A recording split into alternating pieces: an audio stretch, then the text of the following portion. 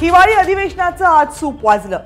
24 दिवस चाललेल्या राजकीय सिनेमाचा शो आज संपला।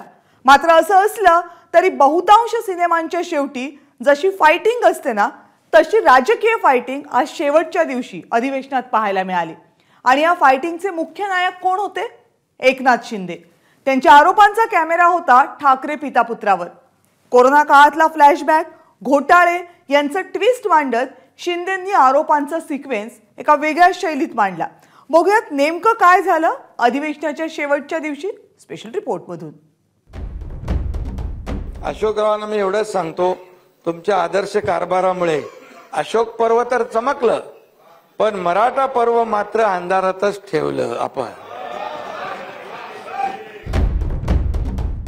पात्रतेसाठी ज्या किचनचा पत्ता दाखवण्यात आला ते किचन गोरेगाव येथील पर्शियन दरबार या हॉटेलच्या मालकाचं,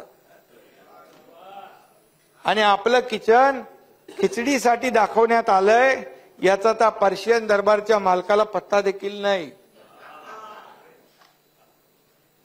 म्हणजे त्याचा जेव्हा माहिती घेतली तेव्हा त्यांनी ॲफिडेव्हिट दिलंय की माझ्याशी कुठल्याही प्रकारचा करारनामा कोणी केलेला नाही आणि माझा या घटनेशी काही संबंध नाही।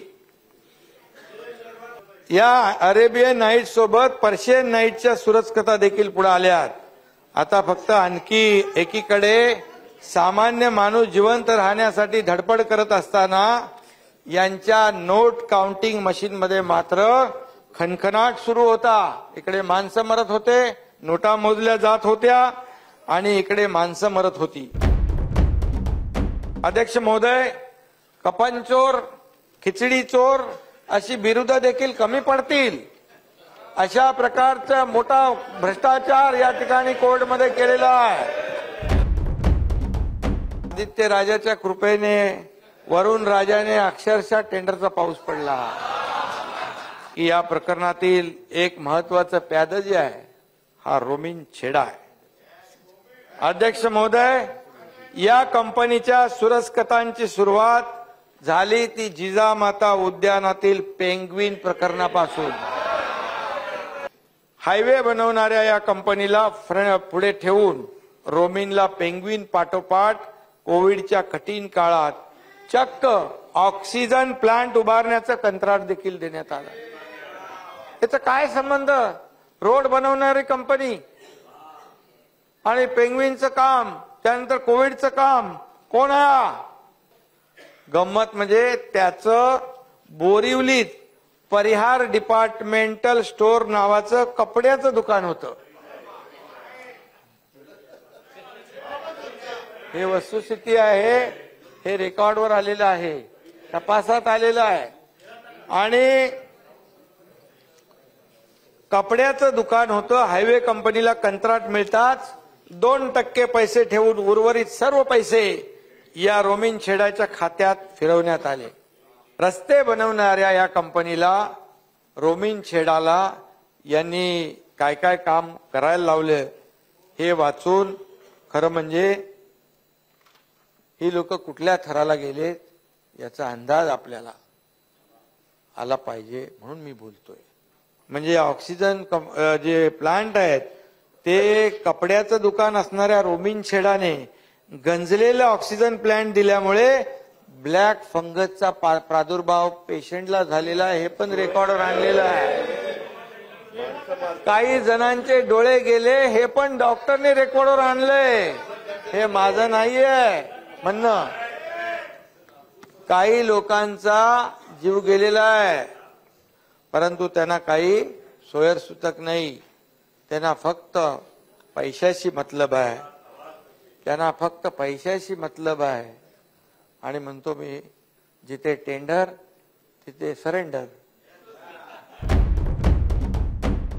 माझे कुटुंब, माझी जबाबदारी, सर्व टेंडर सगळे सोयऱ्यांच्या घरी, बाकी जनतेनं फिरावं दारोदारी, अशा प्रकारच्या वृत्तीने काम केलेली माणसं समाजाचं कसं भलं करू शकतात? कोविड हॉस्पिटल उभारणीमध्ये चालवण्याचं कंत्राट घेणाऱ्या सुजित पाटकर यांच्या लाईफलाईन हॉस्पिटलने तर लुटालुटीचा उच्चांक गाठलेला आहे। यामध्ये हॉस्पिटलमध्ये काल्पनिक रुग्ण दाखवले, रुग्ण नाहीत, काल्पनिक डॉक्टर दाखवले, त्यांचा पगार काढला आणि रुग्णांबरोबर विजय भाऊ औषधही वितरित केल्याचं दाखवलं। 300 ग्राम खिचडी कोविड काळात कामगार व गोर गरीब वर्गाला देण्याचं कंत्राट दिलं होतं। 300 ग्रामचं 33 रुपयामध्ये। प्रत्यक्षात मूळ कंत्राटदाराने सब कॉन्ट्रॅक्ट दिलं आणि देताना त्यांनी मापात पाप केलं। 100 ग्रॅम खिचडी द्या म्हणून त्याच्याबरोबर सब कॉन्ट्रॅक्ट केलं 16 रुपयामध्ये। 100 ग्रॅम खिचडीचं कॉन्ट्रॅक्ट देऊन 300 ग्राम देण्याच्या ऐवजी 100 ग्रॅम या गोर गरिबांना खिचडी वाटप झालं। म्हणजे 300 ग्राम देण्याचं कंत्राट, 300 ग्राम त्या ठिकाणी खिचडी द्यायला पाहिजे होती, तिथे 100 ग्रॅम खिचडी दिली आहे।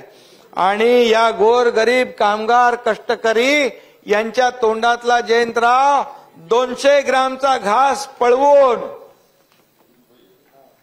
स्वतःची तुंबडी भरली। एबीपी माझा, उघडा डोळे बघा नीट।